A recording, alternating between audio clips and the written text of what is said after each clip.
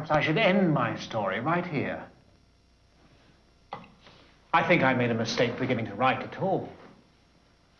At least, I felt ashamed all the time I've been writing, so it's no longer literature, but penal correction. After all, to tell a long story about how I missed life through decaying morally in a corner,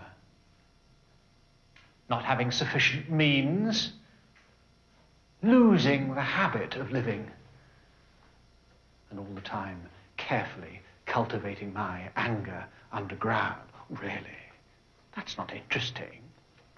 A novel needs a hero.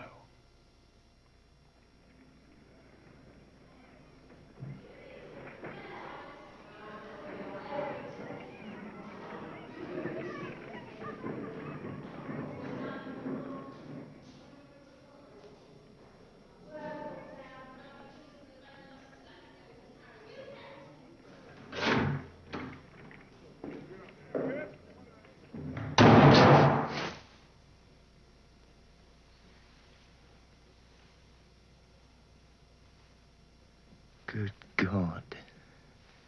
Here I am thinking of doing such a thing, and I'm all in a jitter. Well, of course. Everything is in a man's own hands. And if he lets it all slip through his fingers, that's sheer cowardice. What do people fear most? What they're most afraid of is taking a new step or uttering a new word. However, I'm talking too much. That's why I do nothing. And because I do nothing, I talk too much. Lying about all day in this filthy hole and thinking of all sorts of stupid things.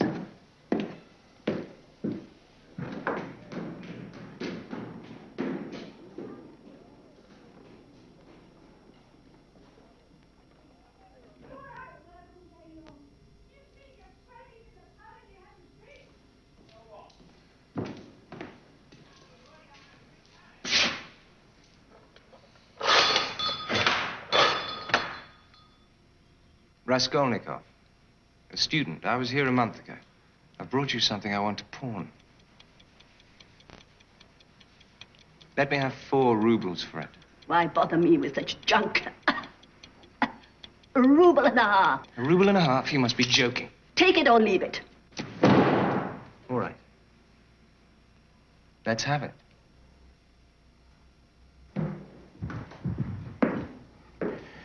We've just met a young man called Raskolnikov. He's thinking about committing a murder. He's embarked on a run-through. His own word for it is a rehearsal. It's also the beginning of Crime and Punishment. I think the greatest thriller in the world, the king of all detective stories. It's also the first great modern novel. Its radical quality, its pervasive quality, is uncertainty. Bottomless uncertainty. Its mood is introspection. The hero asks himself, what if I'm alone? What if there's no God? What if social rules don't bind on me? What if God, society, morals don't really force me to behave their way? What if I'm alone? It's asking these questions that makes Raskolnikov the spiritual forefather of us all. St. Petersburg, where the action takes place, was the administrative center of all Russia. In 1866, when the book was written, it already had the character of a modern metropolis. Dostoievski gives us its underbelly, the overcrowded tenements populated by dropouts, paupers, and psychological cripples, the insulted and injured, the victims of the ravages of early capitalism. Young man, do you realize what it means when you have nowhere to go? that you don't understand yet. Well then, my dear sir, let me ask you a question of a general nature. How much can a poor but respectable girl earn by honest work? She won't earn 15 kopecks a day, sir. My daughter, by my first marriage, is grown up. What she's had to suffer at the hands of her stepmother, that's I'd rather not talk about. Just look at her, she says. Living with us, eating and drinking and kept Snug and warm. Lazy slut.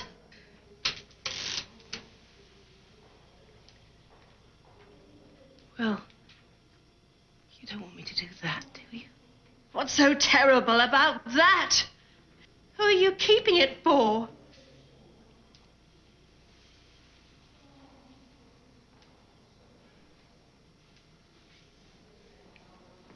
Anyway, when Sonia came back, she put 30 rubles on the table without uttering a word.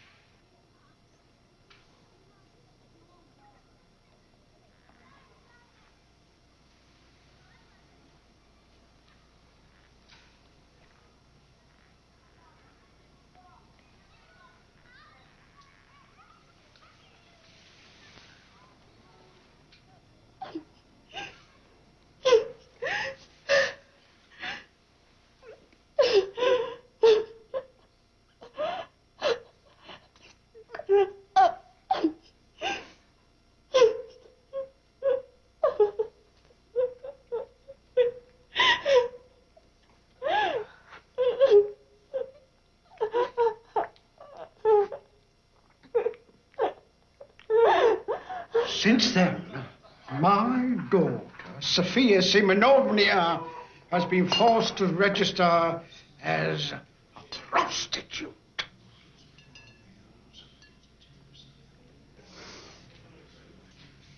I went to see Sonia today. Asked her for some cash to take a hair of the dog that bit me. This half pint of vodka, sir, was bought with her money, and I'm having it.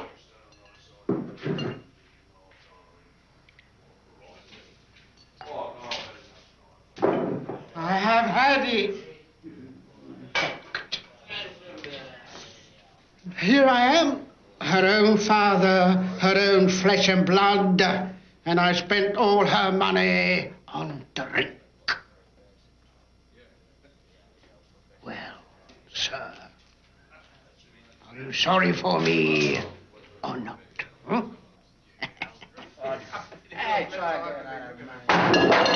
All right.